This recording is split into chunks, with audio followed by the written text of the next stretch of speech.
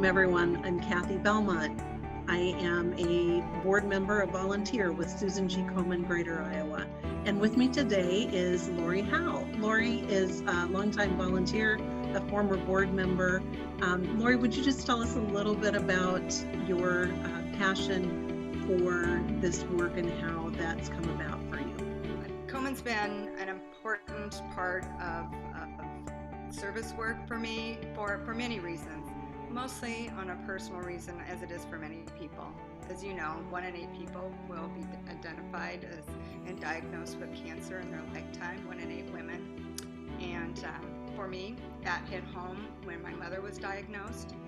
12 years later, she was diagnosed as stage 4, so she did successfully battle it for 12 years before she passed away. My lifelong best friend also passed away after battling cancer for 27 years and stage 4 cancer for a year.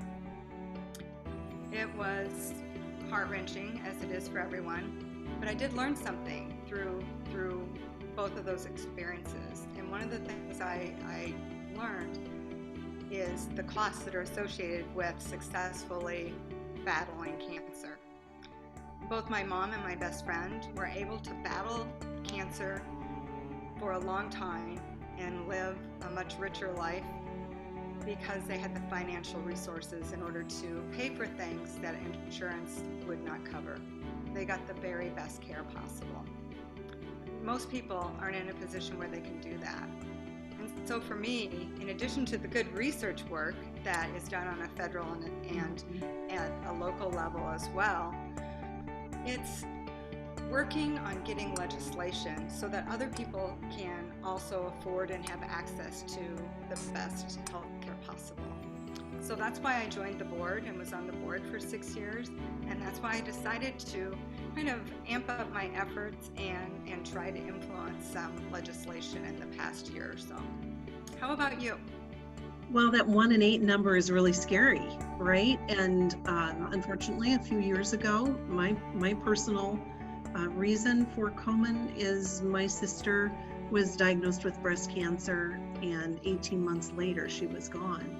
It was a horrific journey for all of us and for the family, but she had treatment options. She had ways to fight cancer all along that path.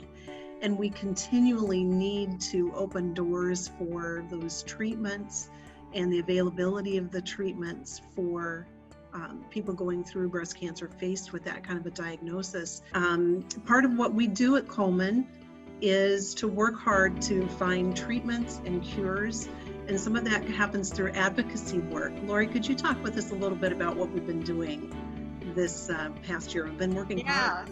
My mom and my best friend were very fortunate because they were able to fight breast cancer with everything they had and not have to worry about the financial implications to their families.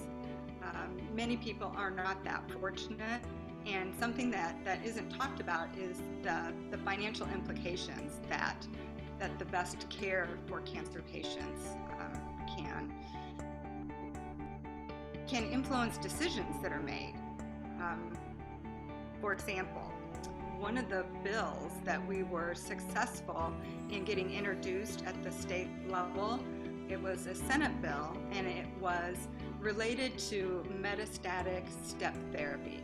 Mm-hmm. So for those that don't know what metastatic step therapy is, it's also referred to as fail first. And it's a current requirement that many insurance companies have that cancer patients must try a generic or something that has been in the market a lot longer and is less costly.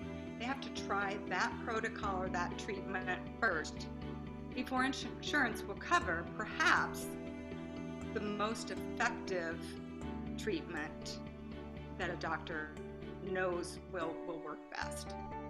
And that is a choice that people should not be forced to make, because if you have metastatic breast cancer, stage 4 cancer,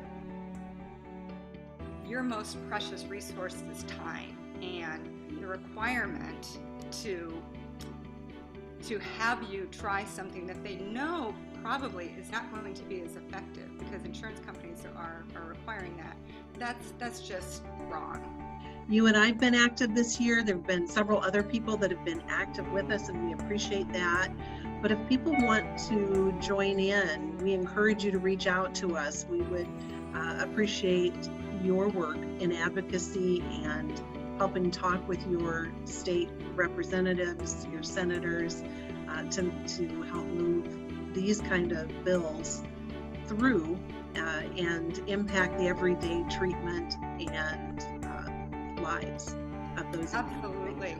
And the other thing that we would like is we would love for people who have been battling cancer and have faced some challenges in how they access treatment, or there's been some stumbling blocks, and their families, sometimes family members who are the caregivers, have challenges too. And we would love to hear what your particular journey has been like, because those personal stories are what matter to our legislators. It's not just numbers, it's really hearing what that personal impact has been.